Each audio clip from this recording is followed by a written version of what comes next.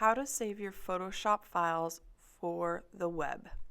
You have many choices in how you save your files, but today specifically we're going to talk about exporting for web.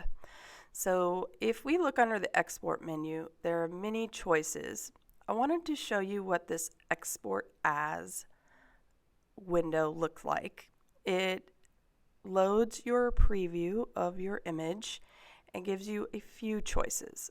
But the one in particular that we're going to talk about today is called Save for Web. So first you have to go to File, then Export, then Save for Web, and the word Legacy is there. The reason the word Legacy is there is because it's imported from an older version of Photoshop.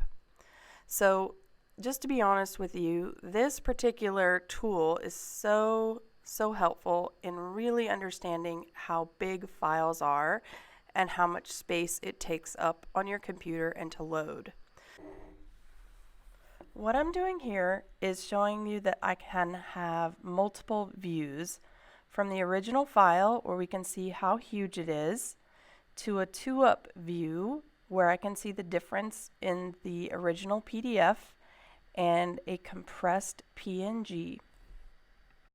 And I'm showing you that you have different views from 2-up to the original to 4-up. What this allows you to do is switch back and forth between different preview modes of the file. 4-up is a wonderful view because you get to see how big your original file is. So we can see here that my original file is huge. It's like 282 megabytes, so that's enormous because this is a giant poster. It's like an 18 by 24 inch poster. And I want to show you how you can export things for web.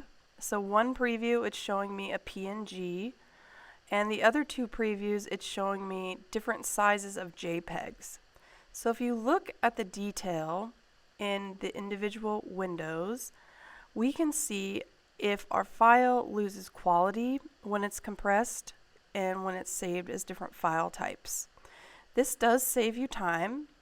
What I'm doing over here on the left is I'm changing the percentage size of the file to 50% because I don't need a giant poster anymore.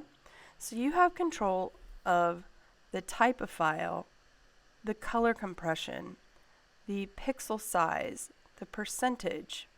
You have all of this control in one panel, which is why this Save for Web tool is so helpful. And again, we find it under File, Export, then we kind of scroll down a little bit to Save for Web. Then when you're ready, you hit Save, and just like we talked about before, you want to know where you're putting your file. Usually when I'm working on something, I save it to my desktop. We want to save it for images only. You can rename your file at this point, and then you hit Save. So we have another option here. We could go ahead and hit Done and open a preview of that image within Photoshop if we wanted to manipulate it further. But today, that's all I want to show you in here. So when you're asked, how do you export two files at once while not saving over the original file and reducing the file size by a percent, the File Save for Web is the way you need to go with saving your file.